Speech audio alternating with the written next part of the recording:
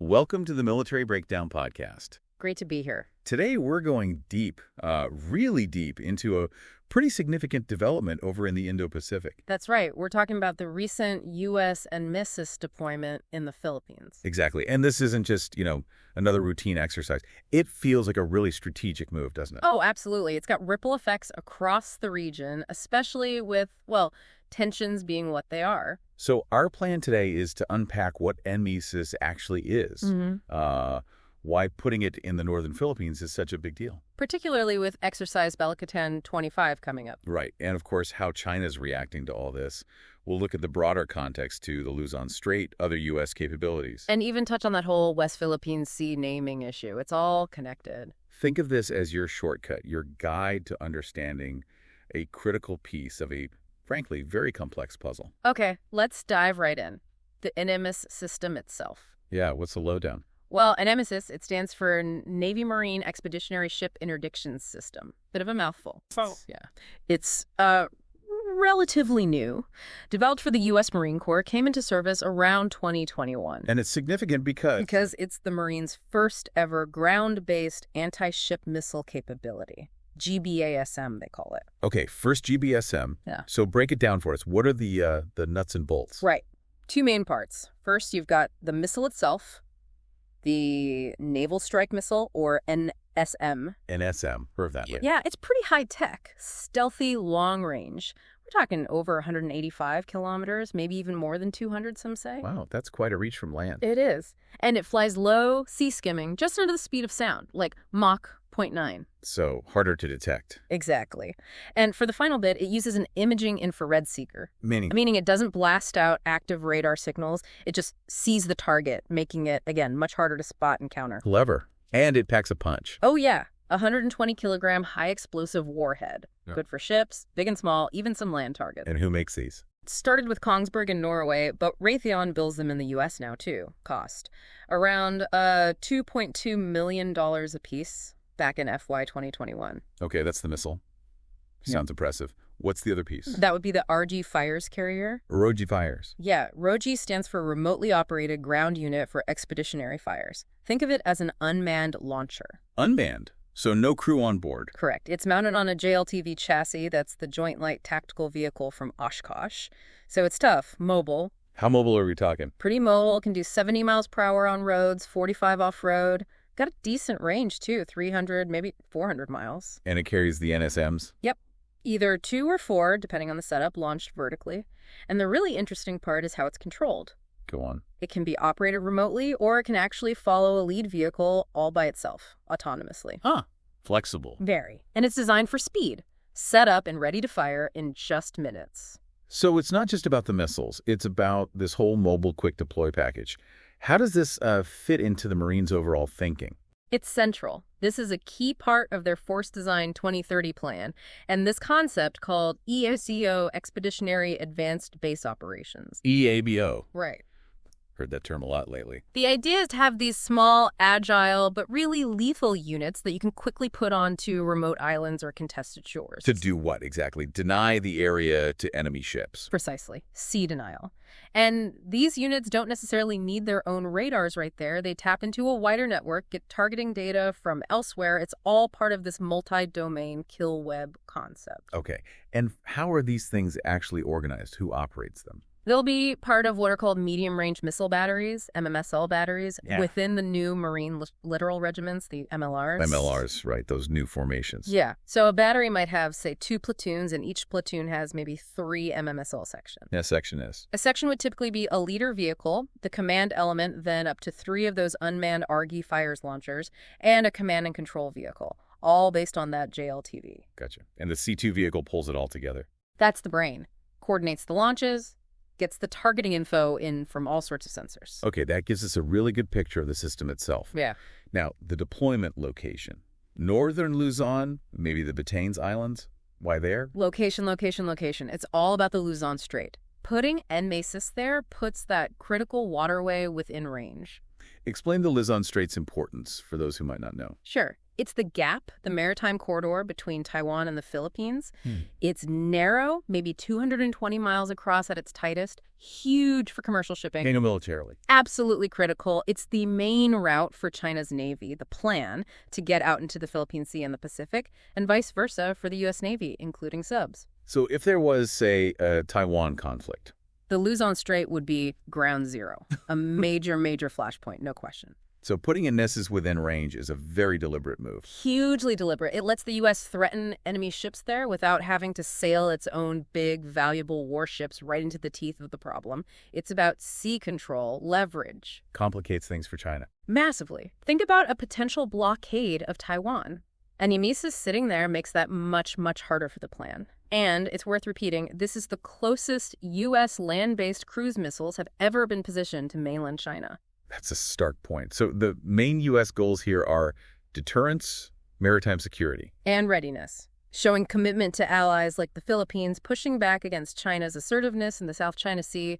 It's a clear signal. And this is all happening alongside Exercise Balikatan 25. Tell us about that. Right, Balikatan, it's a big one. Long-running annual exercise, U.S. and the Armed Forces of the Philippines.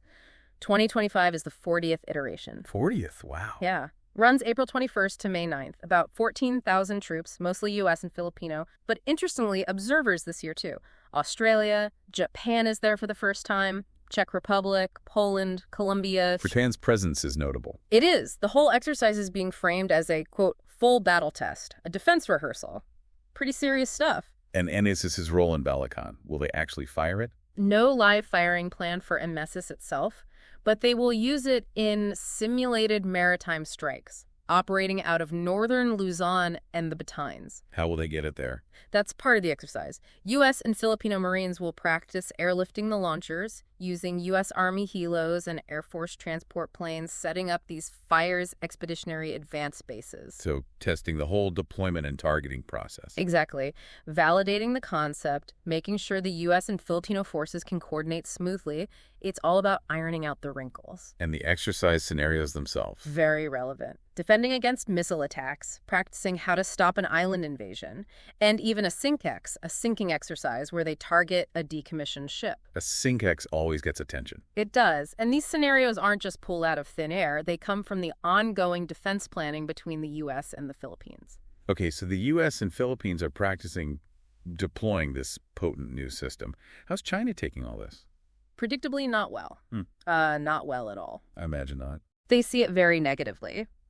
Basically, they view it as the U.S. using its alliances, specifically with the Philippines, to, in their words, advance illegal territorial claims in the South China Sea. And they've issued warnings. Oh, yes. Warnings of significant consequences, hints that these deployment sites would become targets in a conflict. Strong language.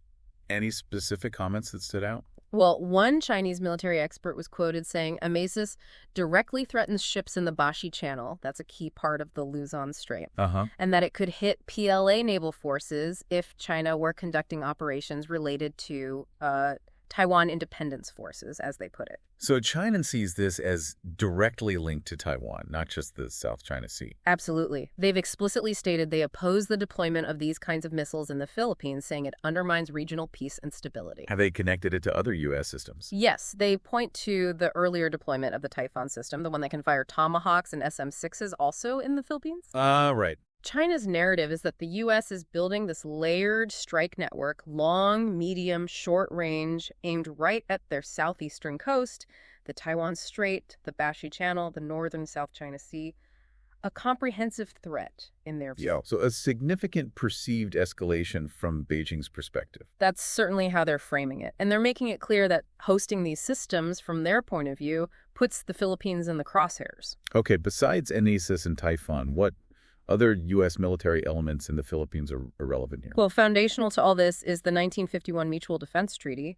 The U.S. keeps reaffirming its commitment to that. The bedrock of the alliance. Exactly. And then there's the enabling technology. We've seen deployments like the ANTPS-80 Gator radar, ground air task-oriented radar.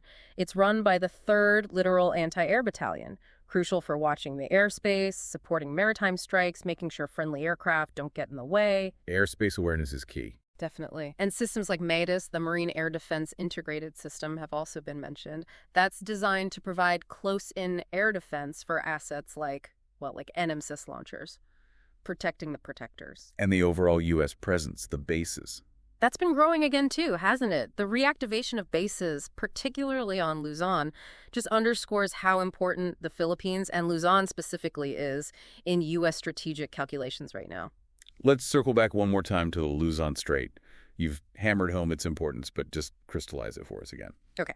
Bottom line, the Luzon Strait is a critical choke point, vital for trade, vital for military movement between the Pacific and the South China Sea.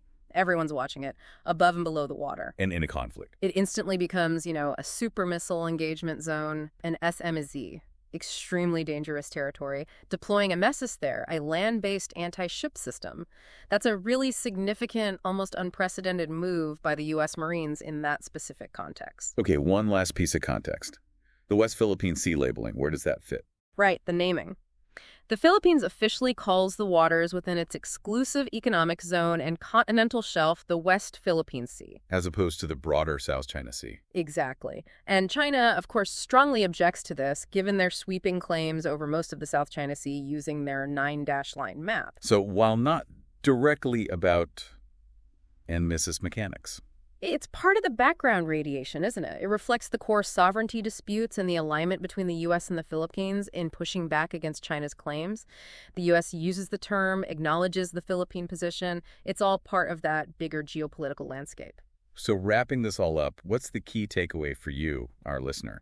This NMESIS deployment. Yeah. It's a really clear signal, isn't it? It absolutely is. It shows how the security situation in the Indo-Pacific is evolving rapidly. It highlights geography, new tech, and that delicate power balance. And this deployment, these exercises like Balikatan, they're not just symbolic gestures. No, they're concrete steps aimed at deterring conflict, ensuring those vital sea lanes stay open and secure. It's about capability and credibility.